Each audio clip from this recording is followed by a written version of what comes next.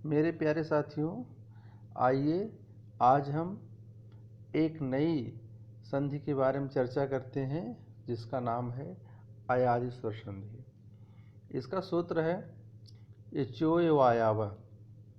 आइए इस सूत्र को हम अलग अलग करते हैं, इसको अलग अलग तोड़ के देखते हैं।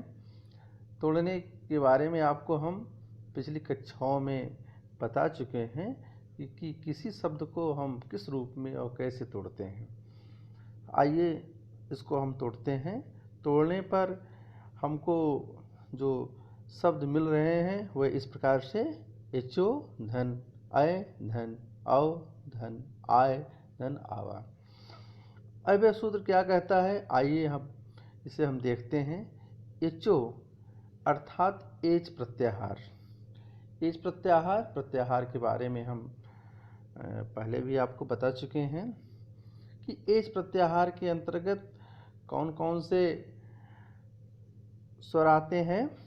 एच प्रत्याहार के अंतर्गत ए, ओ, ऐ और औ ये स्वर आते हैं। अब यह नियम कहता है, इस संधि का नियम कहता है कि अगर एच प्रत्याहार के बाद कोई भी स्वर आता है, चाहे समान स्वर आए चाहे असमान आए, तो एच प्रत्याहार के स्थान पर अर्थात ए, ओ, ऐ, औ के स्थान पर क्रमशः ऐ, औ, आय और आ हो जाते हैं। बाद में आने वाला स्वर इसमें जो है जुड़ जाता है।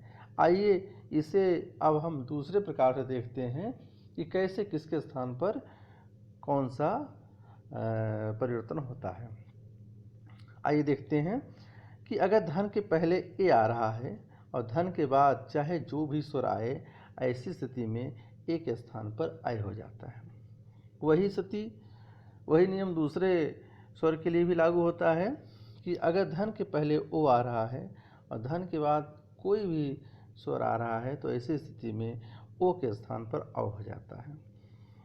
और वही नियम ऐ के लिए भी लागू हो रहा है कि अगर धन से पूर्व ऐ आ रहा है और धन के बाद कोई भी स्वर आए, तो ऐसी स्थिति में ऐ के स्थान पर आय हो जाएगा। और औ के बारे में भी यही नियम है कि अगर धन के पूर्व औ आ रहा है और धन के बाद कोई भी स्वर आ रहा है, तो औ के स्थान पर आ हो जाएगा। साथियों, एक बात यह भी ध्यान देने की है कि परिवर्तन सिर्फ धन से पहले आने वाले ए, ओ, ऐ और औ में ही होगा। बाद में आने वाला चाहे जो भी स्वर होगा उसमें परिवर्तन नहीं होगा। वह सिर्फ और सिर्फ धन से पहले आने वाले स्वर पर प्रभाव डालेगा और जो संधि के नियम है उस नियम की प्रक्रिया को पूरा करेगा। तो आइए अब हम इसे उदाहरण के माध्यम से समझते हैं। जैसे एक शब्द है ने और दूसरा है अनम। ने को हम अनम से जोड़ रहे हैं तो बनेगा नयनम।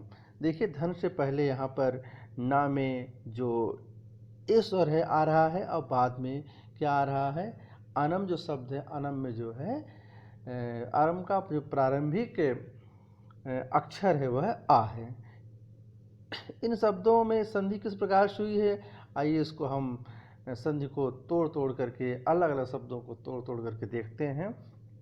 जैसे देखिए, ने का अनम से योग हो रहा है तो ना में से हम ए को अलग कर रहे हैं और अनम को वैसे को वैसे उतार दे रहे हैं।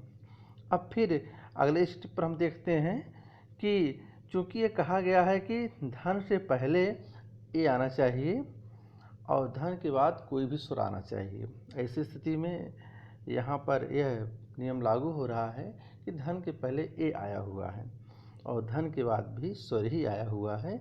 तो ऐसी स्थिति में क्या करेंगे, हम ए के स्थान पर आई कर देंगे और अनम को वैसे को वैसे हम यहाँ पर देखिए उतार लिए हैं। और फिर पहले वाले ना जिस पे हलंत लगा हुआ है उसको हम वैसे कुछ उतार लेंगे। देखिए, ना में हलंत लगा हुआ है और हलंत के बाद, हलंत का मतलब है कि ना में स्वर नहीं है और ना के तुरंत बाद जो है स्वर है और अगला जो अक्षर है अ के बाद या है उसमें भी स्वर नहीं है, व्यंजन है और उसके बाद जो है आ स्वर है। तो व्यंजन और स्वर का यह नियम है कि अगर व्यंजन का जिस स्वर से मेल होता है उस स्वर की मात्रा उस व्यंजन पर लग जाती है। जैसे ना में आ की मात्रा लग गई तो बना न, और या में आ की मात्रा लग गई जिसको हम गोले के चिन्ह के रूप में दिखाए हुए हैं तो बन गया या, और नम को हम वैसे को इससे उतार लेंगे और बनेगा नैनम। इस प्रकार से कुछ और भी शब्दों में संधि हो रही है जो इस प्रकार से नीचे लिखी गई है। पोधन अनम बराबर पौनम। ओ का आ से मेल हो रहा है तो ओ के स्थान पर औ हो गया और फिर बना शब्द पौनम। इसी प्रकार से भोधन अनम से भौनम बनता है। शयधन अकह बराबर शायकह बनता है। भौधन उकह बराबर भावुकह बना। नयधन अकह बराबर नायकह बना। भोधन अनम से भौनम बना। शेधन अनम से सैनम बना। पौधन अकह से पाव का शब्द बन रहा है। नौधन इकह से नाव का शब्द बन रहा है। ये साथियों अयादी स्वर संधि के उदाहरण हैं। हम आशा करते हैं कि आप जो है इन उदाहरणों से और इनके नियमों को देख करके अच्छी तरीके से आप इसको समझ गए होंगे। धन्यवाद। बस इतना ही है।